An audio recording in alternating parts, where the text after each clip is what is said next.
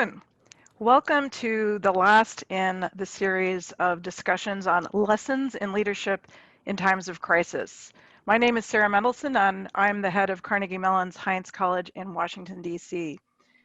Let me remind you that you are invited to share questions using the chat function, and depending on time, we've got a lot of issues to cover, we'll include as many as we can. Today, we are really honored to be joined by Ambassador Wiliam Taylor, who many of you will know from his riveting appearance last fall on Capitol Hill in hearings before the House Select Intelligence Committee on the issue of White House efforts to stop U.S. security assistance to Ukraine. Now, Ambassador Taylor has been a friend of Heinz College long before he became a household name. In fact, we started the 2018-2019 school year for Heinz in DC with a visit to the U.S. Institute of Peace and a meeting with Bill, who was then serving as the executive vice president of USIP. Today, he is back at USIP. Well, he's in his home, but he is back spiritually at USIP as the vice president for strategic stability and security. Now, I've known Bill for about 2 decades through his work on foreign assistance to Eurasia, then his work coordinating assistance during the Arab Awakening. In between that, Bill served as U.S. Ambassador to Ukraine under President George W. Bush 2006 to 2009. And many of us who watch Ukraine were very dismayed when Ambassador Masha Yovanovitch was pulled back by the White House last spring, and in fact, by the president in April 2019. But we were greatly relieved when Bill agreed to go to Kiev as chargé d'affaires in June 2019. It was a loss for USIP, but it was a real service to the country. Now, Bill, you've had a long, distinguished career, beginning as one of the leaders in your graduating class at West Point, serving in Vietnam, working on the Hill, and then in many different roles in the executive branch, where you've seen many different crises and gathered many different lessons in leadership. Let's start by going back to Ukraine in 2019 and branch out from there. I know there was some personal sacrifice involved in this decision. So where were you when you were asked to go back to Ukraine? What were you thinking at the time? And please do take a moment to explain how Ukraine's safety and security are in U.S. national security interests. Sarah, first of all, thank you very much for inviting me here to participate in this session. It's a great honor for me to be able to have the opportunity to have this conversation. I look forward to both your questions and any of the questions from the people on this call. So yes, 2 things, Sarah. Let me start with the second one. You invited me to give a little bit of background on Ukraine and why I think it's important and its security is important to the United States. And that will lead into the first part of your question about my decision to go back. Because of the importance that I put on Ukraine succeeding and why Ukraine's success is important for the United States, for our security, that I agreed to go back about a year ago. So Ukraine, as everybody on this call knows, it's been attacked. I mean, it is being attacked by the Russians. It was attacked by the Russians a year ago, last April.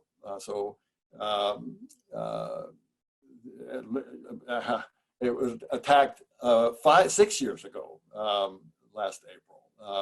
Back in 2014, the Russians invaded Crimea and they invaded the eastern part of Ukraine. Ukraine is therefore, in my view, on the front line. Ukraine's on the front line of a lot of things. Number one, it's the only shooting war. It's the only hot war in Europe right now. And that in and of itself ought to make us interested in resolving that. It ought to make us interested in figuring out what the solution to that. And Sarah, you and I have been working on that particular issue for many years, and we did some good work, I think, on that. And maybe there's more work to come on that. I look forward to that. But actually, I'm reminded of the Yale historian, Timothy Snyder, who wrote a book called The Road to Unfreedom, which I recommend to people. It's in particular as it focuses on Ukraine, but more broadly on the threat that Russia poses, first to itself, and then to Ukraine, and then to Europe, and then to the United States. And so the road to unfreedom that Timothy Snyder talks about starts in Russia. And then the road to unfreedom goes through Ukraine and Europe and the United States. And as an example of that, think about elections. As we know, the Russian version of elections are not free and fair. And they don't want a free and fair election, and they don't want others to do that either. And so they interfere. They don't allow free and fair elections in Russia. That's where the road to unfreedom starts. They have interfered in elections in Ukraine. Back in 2014, I was an election observer, and the Russian interference in the Central Election Commission, the Ukrainian Central Election Commission, was almost catastrophic. In the last minute, the Ukrainians blocked the Russians' interference there, but the Russians interfered there. The Russians interfered in European elections, in the Brexit vote. It's well documented. The Russians interfered in our election again in 2016. Again, they start in Russia, they go to Europe, and they come here, and that's exactly the pattern we see in the Russian work on elections.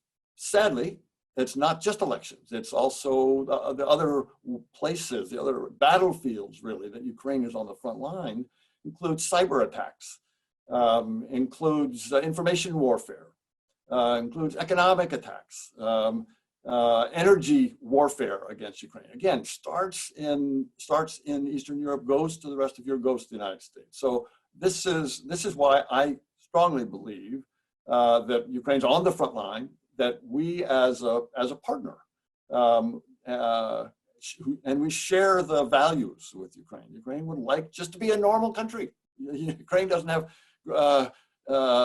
great expectations. They just want to be a normal European country allowed to develop on their own without interference from their neighbors. So that's something that I think we ought to be doing. And I think we should be, frankly, more supportive and doing more things, both diplomatically and economically, politically, and other ways we should be supporting Ukraine. We provide some security assistance, and I'll come back to that. Security assistance plays a role. So, Sarah, pardon me for going on and on that, but that's the reason that when last year, about this time, when, as you say, Ambassador Masha Yovanovitch was suddenly pulled out as our ambassador to Ukraine, and the State Department came to me and asked if I would be willing to go out and take her place on a temporary basis while they found someone else to go out as a fully confirmed ambassador. And Sarah, as you indicated, this was not a straightforward decision for me. I was at the Institute of Peace. I was making this case for U.S. support and international support for Ukraine from the comfort of this nice building on 23rd Street across from the State Department. So when they asked me to put my money where my mouth was, I had to think about this. And my first check was with my wife. And she said, no. She said, don't do this.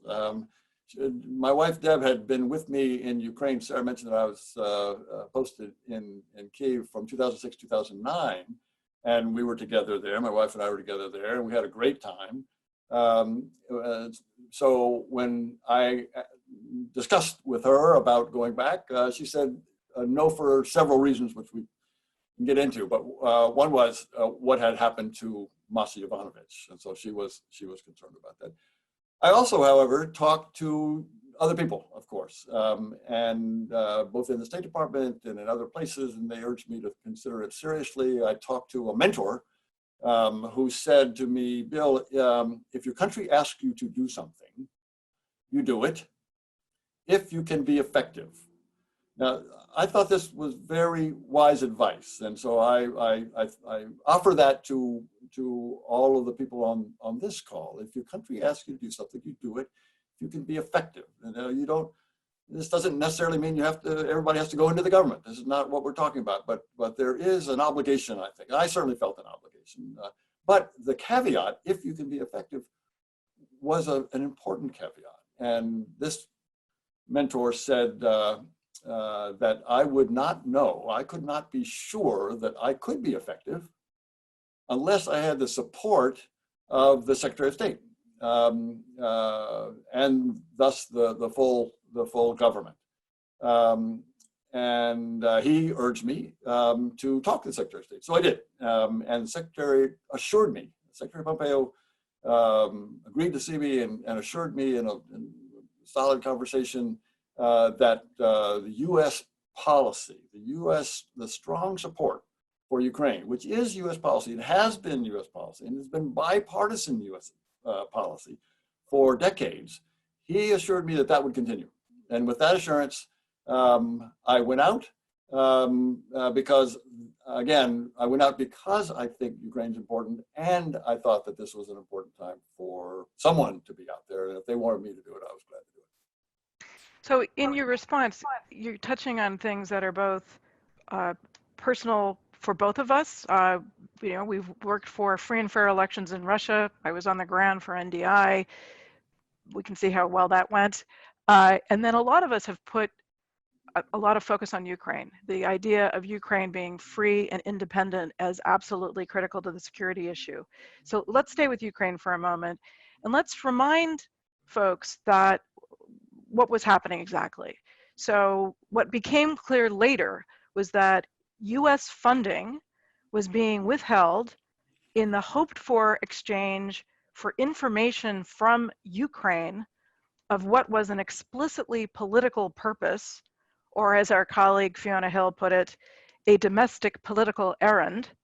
That is information on the Bidens, so, and also a White House meeting. So withholding US security assistance and the important optic of a meeting in the White House, assuring this support by the US in exchange for information on the Bidens. This is an extraordinary situation. This is 180 degrees away from the kind of bipartisan policy you're talking about.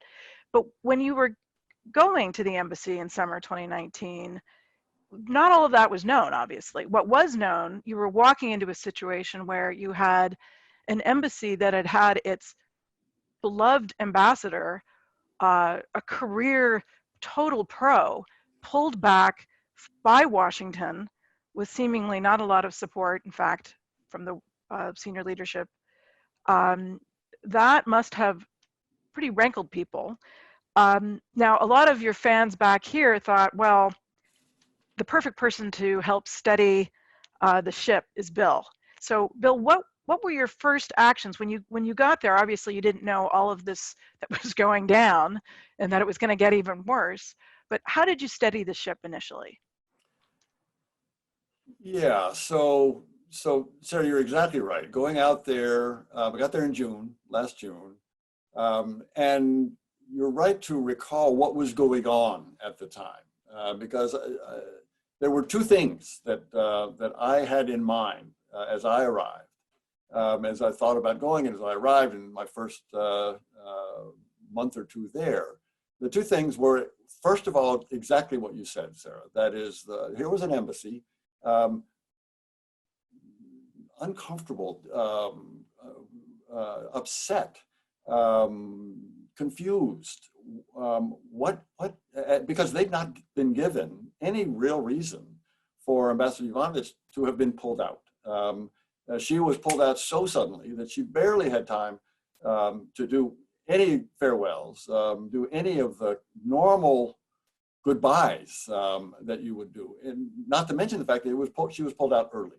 So this had not been explained to the embassy. So they were reasonably, understandably upset. So in the first instance, that was my first task. But at the same time, and this is related, I'll come back to both of these, at the same time, remember what was going on in Ukraine. They had just had a presidential election. A political neophyte, a political novice, who had never held public office before. An actor. Been an actor on a very popular Ukrainian TV series where he played an unlikely president of Ukraine. Fact is, if any of your people on this call, anybody on here would like to understand what's going on in Ukraine, take a look at this TV series, and it's available on Netflix. You can find it on Netflix, and it's called Servant of the People. And Servant of the People was this actor, and he was elected president, and he then took on the corruption that was clear in Ukraine, and he took on the oligarchs that had outsized influence, and he took on the other challenges to Ukraine. This is in the TV series. That's exactly what he ran on as a candidate for president in real life. He ran on taking on the oligarchs and taking on corruption and cleaning up Ukraine, making it a normal country, is what I said earlier. He just wanted Ukraine to be a normal European country that was able to develop itself and move forward on a democratic path. So in his TV series, that's what he'd run on. People knew him. He was overwhelmingly elected, 73%. 73%. Who gets 73% in any presidential election? No, this doesn't happen, as Sarah knows from all her NDI work. So he had just been elected. He had just been sworn in, and he had called a snap parliamentary election for July, the month after I got there, and he won a big victory there too. That is, for the first time, Ukraine had a single party government. In all previous governments in Ukraine, a coalition was required. That is, no party got more than 50% or more. And so with less than 50%, you have to form a coalition. And President Zelensky, Volodymyr Zelensky, this former actor, led his party called Servant of the People, the same as his TV show, to a victory in the parliament. And so he was able to form a government and begin to set a path.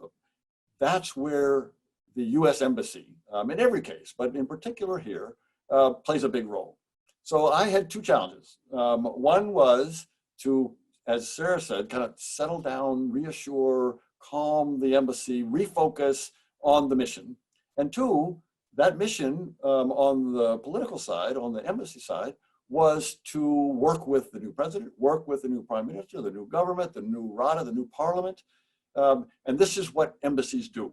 And in order to do that, we had to refocus and we had to kind of calm down. So in answer to your question, Sarah, the kinds of things, my first week when I first arrived, I called a meeting of everybody in the embassy. The embassy, as Sarah knows, is a big one. There are some 900 people working for the US Embassy in Kyiv, Ukraine, some 600 Ukrainians and roughly 250, 300 Americans at any given time.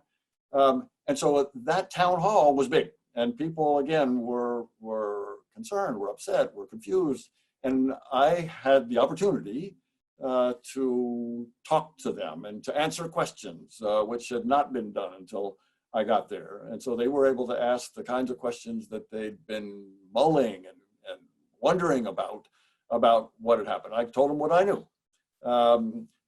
Furthermore, I then, well, the other reason that, as Sarah indicated, I'd been there before. I'd worked in that embassy 10 years prior. And so I looked around that big town hall meeting and I said, how many people in this room have worked at the US Embassy for more than 10 years? And that was, of course, what that meant was people who raised their hand and worked for more than 10 had been there when I was there before, and we'd known each other. More than half the Ukrainians raised their hand. So I had the opportunity to reacquaint myself and to connect back with a whole lot of people in that room. And that was helpful. I think that was helpful. And they were able to ask me questions, and both in that town hall meeting and then over the next months, when I made it my business to eat lunch in the cafeteria every day and sit down with mainly Ukrainians and just talk about what was going on. And they're very tuned in, Ukrainians. They're very politically oriented. So it was a great opportunity for me to hear from them, but also I think it helped them kind of settle down to be able to talk. So those two things, Sarah, was what were on my mind, both the embassy and the new government that we needed to deal with. You're literally, it's like you're walking into a television series. I mean, this is completely surreal. I mean, first of all, what happened in Ukraine is fairly surreal. We watched as this unfolded, and this, I mean, it wasn't entirely surprising that Zelensky was elected, but at the same time, his candidacy was slightly surreal. But there you are, you're out there, you've got a focus, you know what it is that you're trying to achieve. And meanwhile, there is this sort of background noise that gets louder and louder and comes into focus over the summer as you're having these meetings. And as we all know now, because I guess the texts were released by our colleague Kurt, you begin to piece together what is going on. And in your words, you're like, wait a second, this is crazy. And it doesn't seem at all like the mandate that we've all understood you were out there to advance. And so this goes to a question from the audience. On the one hand, you're the head of the embassy. This is an incredibly important job. The US relationship with Ukraine, it could be argued, is maybe the most important. I mean, there are lots of other important relationships, but this is a really central one. And yet you're beginning to pick up this background noise from back in Washington that completely diverges from what we understand to be the course of action. So the specific question is, what does leadership look like when you have directives coming from the head of an agency or organization that conflict, it says, with the rank and file, what the rank and file believe is the correct course of action? Of course, it's not just the rank and file, it's pretty much anybody who follows Ukraine understanding what is meant to be happening, whether on the Hill, in the executive branch, outside the executive branch, or actually in Ukraine. So how do you reconcile that? So it's a very good question. It's a very good question, and it gets to how foreign policy is made. It gets to the legitimate development of a solid U.S. foreign policy toward any country, but in this case, Ukraine. And you're exactly right. There was something going on that I didn't understand, that I had no idea of when I got there. But as you said, through the summer, it became clear to me that there was something else going on. And so the something else going on, I call the irregular channel. The regular channel is what Sarah just described. The regular channel, it develops and executes U.S. foreign policy around the world.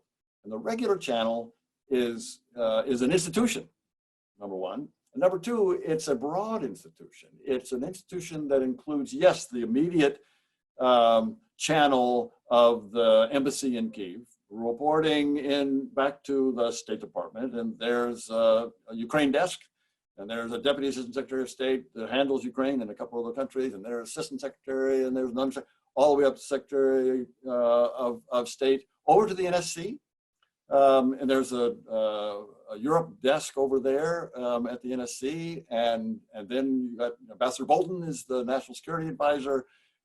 That's the regular channel. But that's the kind of the media channel, but there's broader than that. Sarah indicated the Congress is an important part of the development of policy, of U.S. foreign policy toward any particular country, but Ukraine. And the Congress has been very supportive, very interested in Ukraine's success for a long time, back when Ukraine was just independent in 1991, 1992. Strong support for Ukraine all the way through, bipartisan, Republican, Democrat, House, Senate, All the administrations, Republican and Democrat administrations, all the way through have supported Ukraine. It's that institutional arrangement, that's the interagency work that there are probably people on this call who have worked in the interagency, and I'm sure there are people on this call who will go into this interagency, and the interagency consists, of course, of the State Department, but also of USAID and the Defense Department and the Treasury Department and the Commerce Department and the Justice Department, which plays a big role in Ukraine for reasons that we can talk about. This and going up through the National Security Council, NSC, and so this is the regular channel. And it has legitimacy. It's cumbersome sometimes. It's frustrating sometimes to try to get agreement. And the role of the National Security Council is to try to meld that agreement into a policy that is in the U.S. interest with input from the Congress and the whole bit. That's the regular channel. What it turned out last summer that there was an irregular channel. And this irregular channel, which I described in some testimony, which I can refer you to. I won't go into great detail here, but I will tell you, Mr. Rudy Giuliani, was, I would say, he's the head of that irregular channel. And that included a couple of diplomats, frankly, that whose hearts were in the right place, I believe. I don't think they were trying to subvert U.S. policy, but they were willing to participate in this irregular channel that, probably unbeknownst to them at the beginning, had other motives, had other objectives, right, that had this domestic political errand that Fiona Hill called it, as Sarah just described. And the important thing to note here on this irregular channel is not that it was outside of the regular channel. The irregular channel, the U.S. government uses people outside of government frequently. And they go to universities, they go to think tanks, and they go to retired people, and they ask for advice. That's fine. And that advice comes in, and that comes into the U.S. government, and it is supportive of the regular channel. It's supportive of the foreign policy that's been developed bipartisan through this interagency process all the way up. It supports that. This was not. What we saw last summer, this irregular channel headed up by Rudy Giuliani, that was not supportive of U.S. foreign policy. It was off doing something else. So that became clearer to me as the summer got into the kind of late summer in August, and it worried me a lot. In fact, what worried me the most was this irregular channel had succeeded in getting U.S. security assistance to Ukraine stopped, or at least paused, for no reason that the regular channel could understand. So that's what became clear to me over the summer. So there's already a crisis going on, obviously, because Russia is conducting a war on Ukraine's territory. So you've got a crisis on top of a crisis on top of a crisis. We actually have returned Peace Corps volunteers from Ukraine who are students, and they're asking a question that is, I know, near and dear to both of our hearts. Coming out of the Revolution of Dignity, my colleagues worked very closely with civil society organizations in Ukraine. And obviously, it has been since the collapse of the Soviet Union, it has been a bulwark of US foreign policy to support civil society in Ukraine, in Russia. The specific question is, what role, and the embassy, of course, has played a big role in that. USAID has played a big role. The ambassador typically meets with Ukrainian civil society, Russian civil society, if it's Moscow, the ambassador in Moscow. What role do you see Ukrainian civil society being able to play to counter Russian influence, and to the extent that Ukrainian civil society can help strengthen ties with Europe? So Ukrainian civil society is the reason that Ukraine has gotten as far as it has today. It really is. I mean, I don't think that's an overstatement at all. Ukrainian civil society, and here we're talking about people, Ukrainian citizens, going to the streets on a couple of occasions, which we can talk about, a couple of revolutions where they were outraged at the corruption or the policy decision of leaders. And Ukrainian citizens went to the streets both times that I'm thinking of, in the so-called Orange Revolution in 2004 and 2005. It was over the winter. That was an important point. It was through the cold winter. Ukraine has cold winters, and Kyiv has a lot of snow. And the civil society went to the streets and demanded a rerun of a corrupt election, of a stolen election. And the Supreme Court, the Ukrainian Supreme Court, finally agreed, and they did a rerun, again, based on the demands of the Ukrainian people. So, and the reformist government president was elected. President Yushchenko was elected in late 2004, and this is the president that was in office while I was there. Then again, actually, the guy he ran against, the guy who stole the election in 2004, and then subsequently lost when they did a rerun of that election, Yanukovych, was back in the game after I left in 2010, where he was elected this time, and apparently a free and fair election. But then again, Yanukovych decided as the president in 2013 not to integrate with Europe. Europeans had offered an association agreement and a free trade agreement to the Ukrainians. And Yanukovych initially said, yep, sounds like a good idea, because that's what Ukrainian people wanted.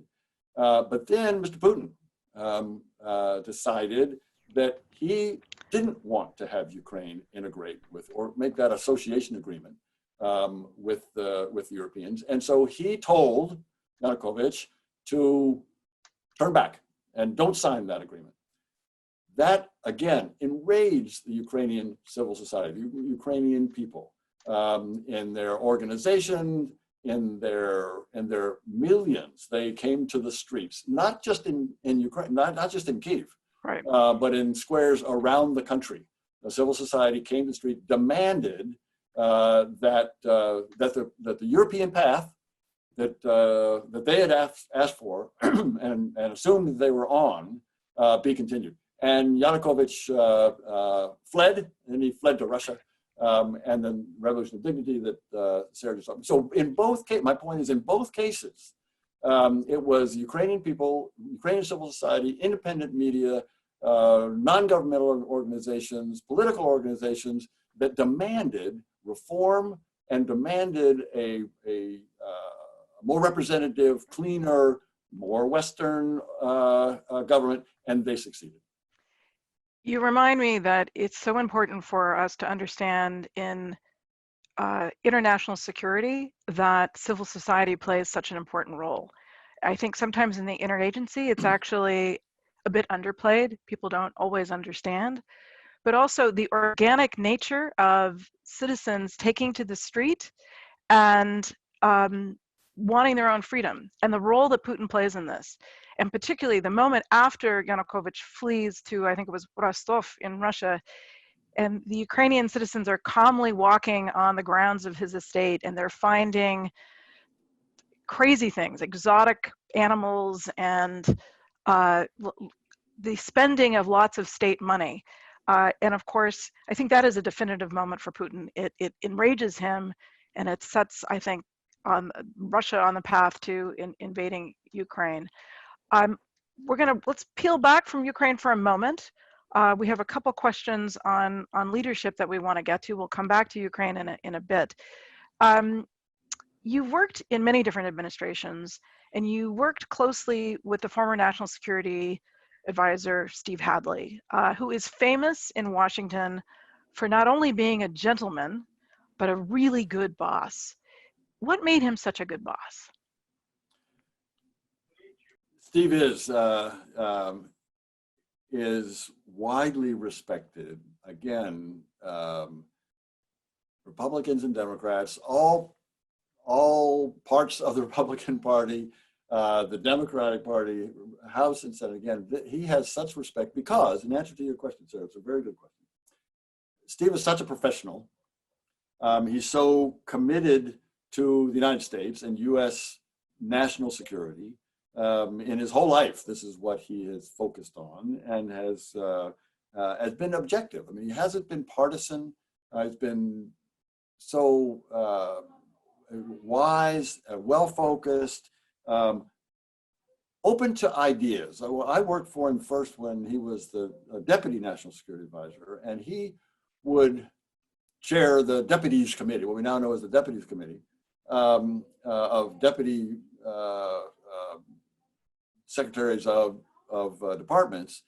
And he was able, like no one else I've ever seen, to pull out from people around that table ideas, sometimes different ideas, sometimes controversial, sometimes internally inconsistent ideas, controversy. And he was able to pull out the best of them and then talk it through because he's a very smart guy, and he can pull this together and come up with a good policy. There's the best of a lot of these ideas that could generate support across the interagency. So those qualities, he respects people.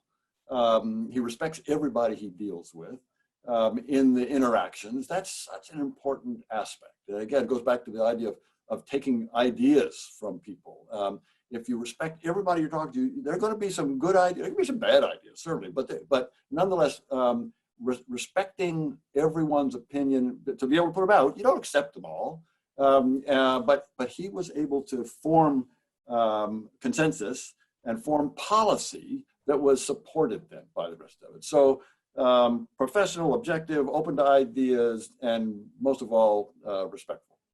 These are all qualities that I think sometimes get undervalued, but are so critical to excellent leadership. Now, a long time ago, perhaps, you've also had the experience of working with people who were not quite as gifted in leadership. Without naming names, what are the lessons there? What did you learn from that experience? Because everybody, sometime in your life, you're going to run into a boss that is less than stellar. In my experience, one of the most difficult things is learning how to, in some ways, absorb the shock that the boss is pushing down that badly affects the rest of the staff, badly affects the morale of the staff. If becoming a shock absorber in that between the boss and the rest of the team is very tough.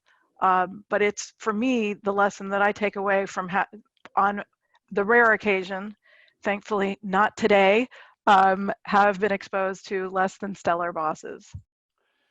And Sarah, you're exactly right. Everybody on this call will have great bosses, and everybody will probably have not so good bosses. And the key, I think, is number one key is to learn from both, really. Emulate and take lessons from the good bosses, but you can learn a lot from bad bosses too. You can learn what not to do.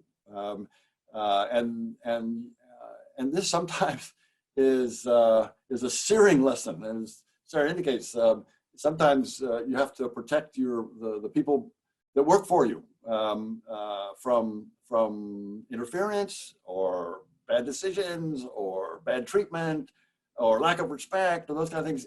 And so the person in that, Sarah or I or anybody on this call who is facing that kind of problem does have to recognize that, this person is there, and there may actually be some good aspects of bad bosses, and you have to take that into account as well. But they do have to kind of focus on the mission, focus on the morale of the people.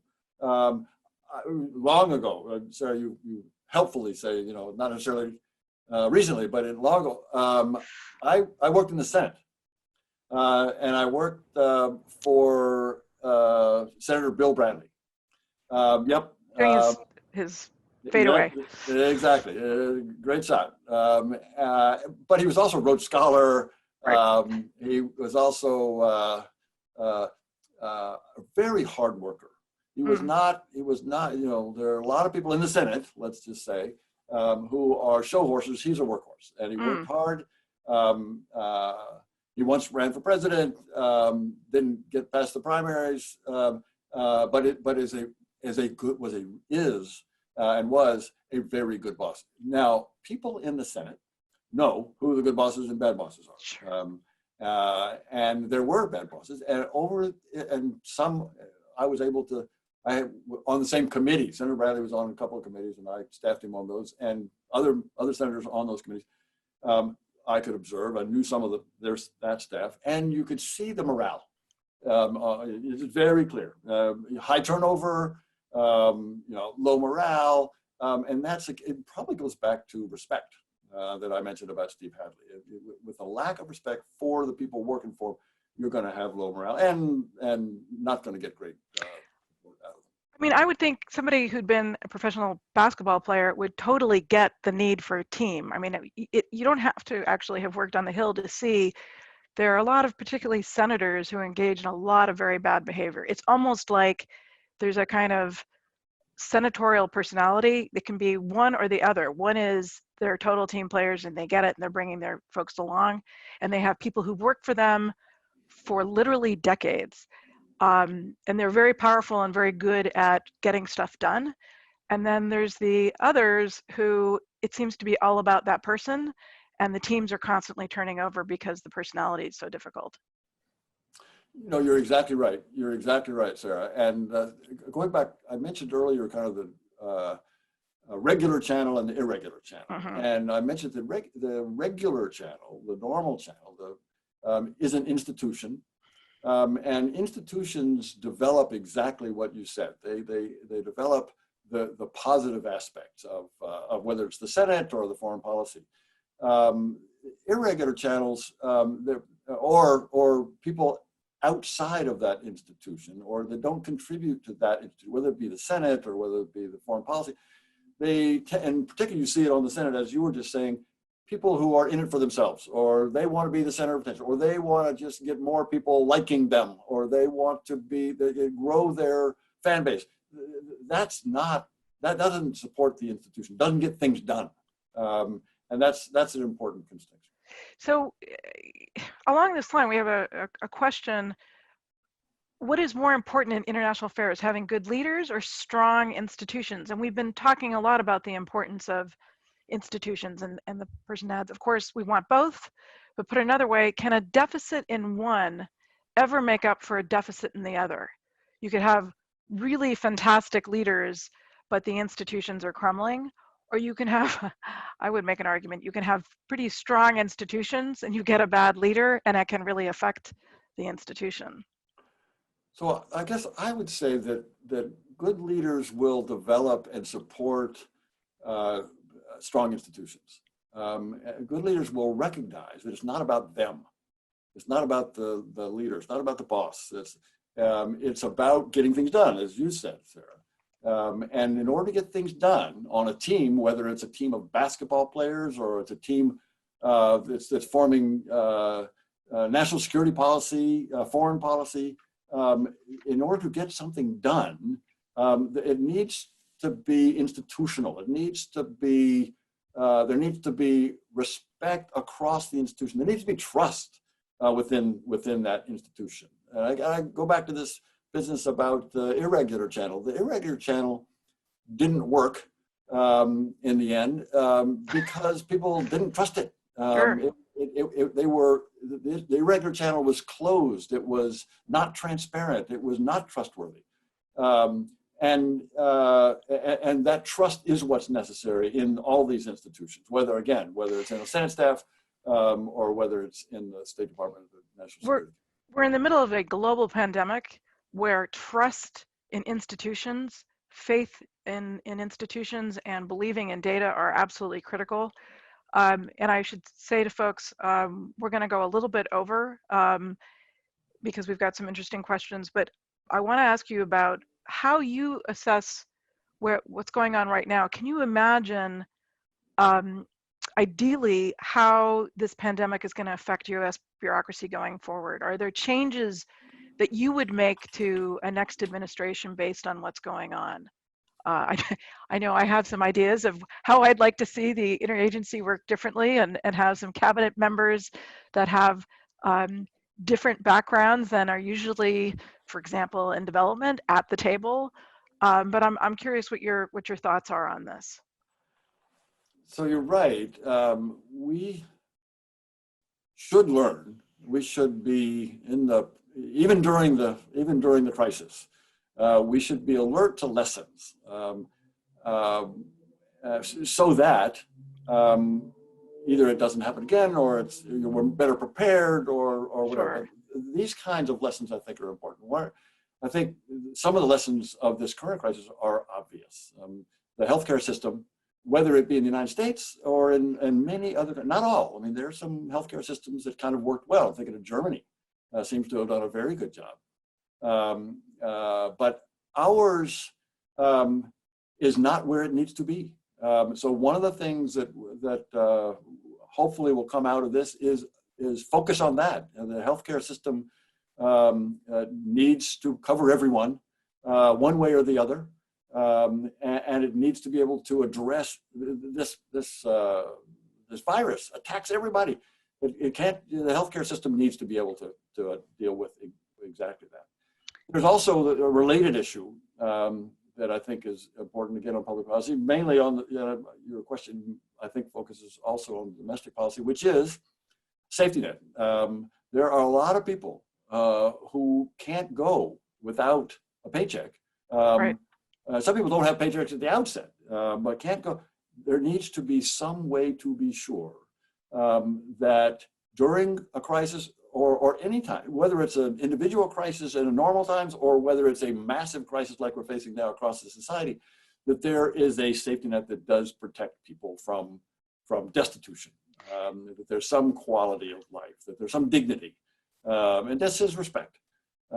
So yeah, I think you're exactly right. This is an opportunity for us to think through what's working and what's not working, build on the latter, and kind of fix the former and fix on the latter. I think it's going to affect, though, no matter what happens, how we are able to engage friends, allies, all sorts of people overseas. It's just we can't pretend to talk about ourselves the way that we have in the past, or we can't continue to talk about ourselves.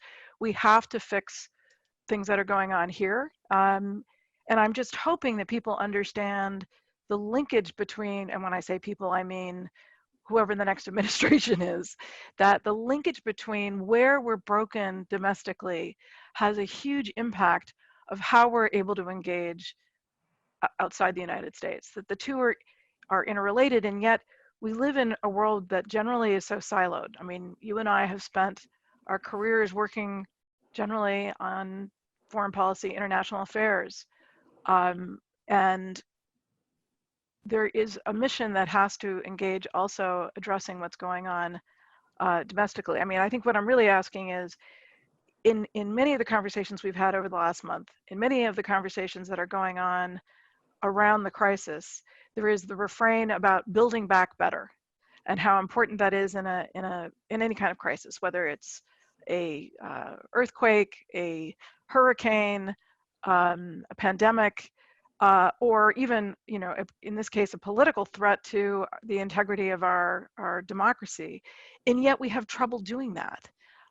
What's your sense of why that is? Why is it so hard? We talk about build back better, and then we get past the crisis and we seem to forget what happened. So Sarah, of course, you're exactly right. I mean, the building back better notion is key. I think part of it is building back the institutions that we talked about, the domestic, but also building back better applies to something you also referenced, alliances. If we had been able to enlist the international community in ways early on to deal with this crisis, whether it's exchanging information on what we know and didn't know about the virus, exchanging information on the location of and availability of equipment of all different kinds. Some places needed it, some places didn't. The kind of support that poorer countries in particular need, and that all countries had to kind of work on.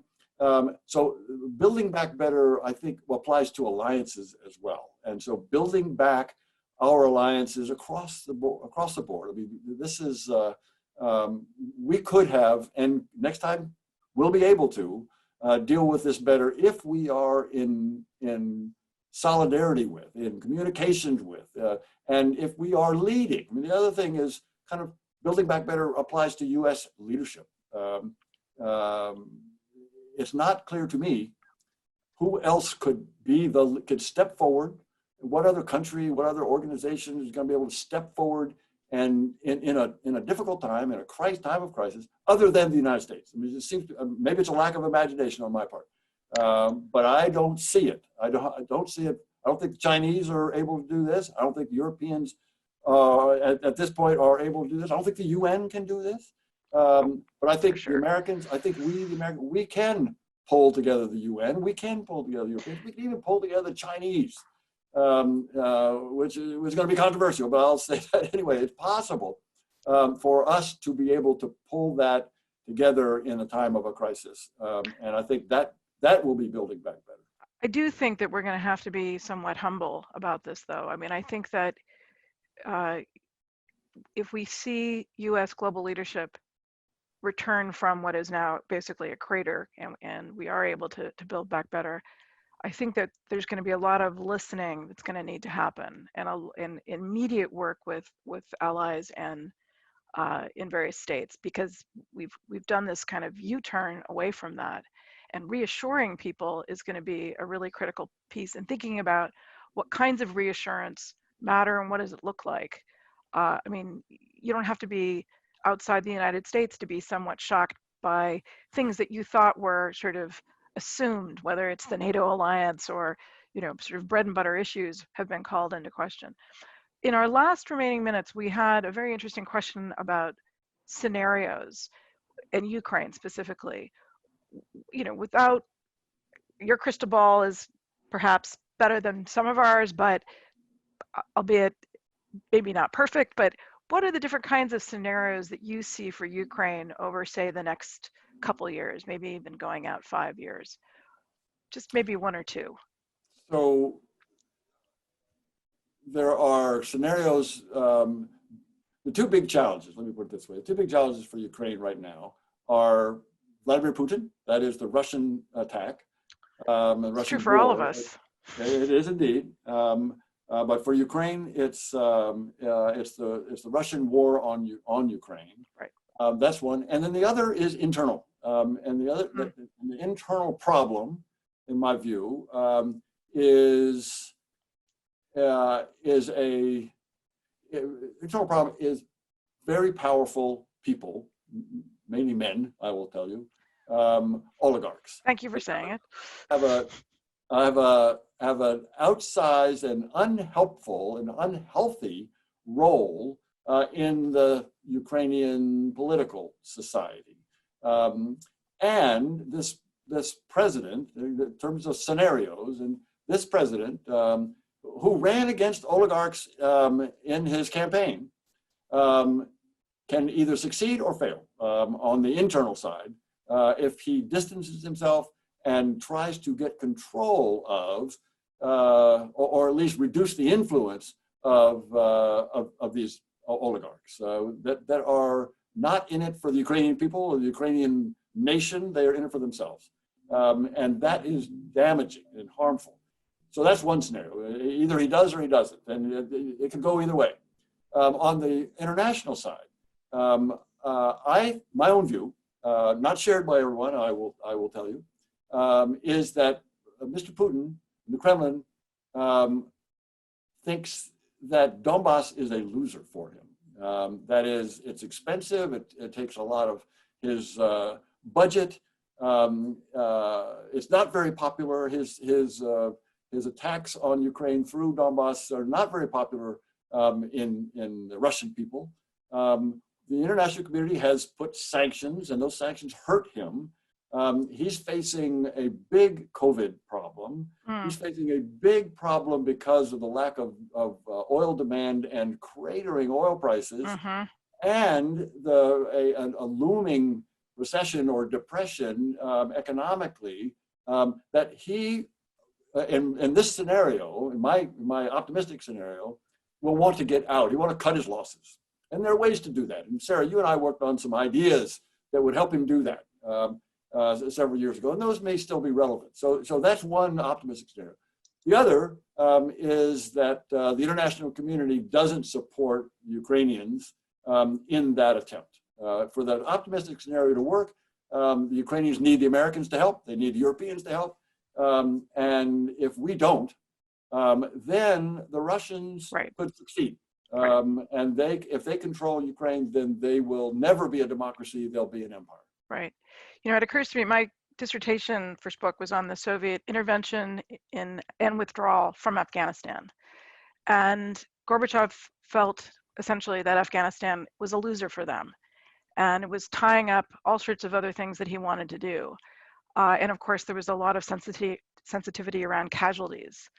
And I think that we need to be thinking about reminding Mr. Putin about the damage that that war did, and that this is also part of the same kind of scenario, and that he needs to cut his losses and get out.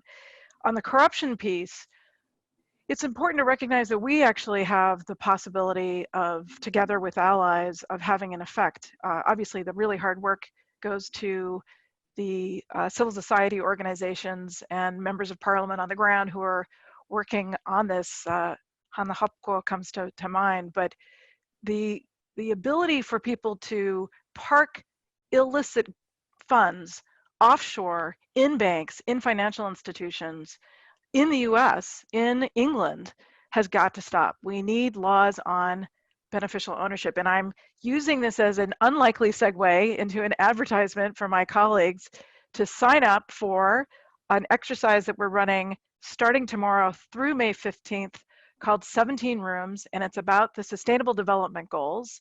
And people might not be thinking immediately that fighting corruption and getting laws on the books on beneficial ownership is part of the SDGs, but I assure you it is. You could join me in room 16 and Professor Dan Nagin, and you can look online to see when that is. And this is all by way of starting to wind down, and just to say, Bill, on a personal note, thank you so much for joining us today. Thank you for your service to this country and your leadership over the decades. I look forward to continuing to work with you at USIP on the important work you've got in front of you. And to everybody who's been listening, thank you so much for joining us. Good luck in finishing the semester. Congratulations to those of you who are graduating. We look forward to welcoming you as alums and staying connected to you. And please stay safe. Stay inside until we've got this figured out. Thanks so much, everybody. Bye-bye. Thank you, Sarah. Thank you very much.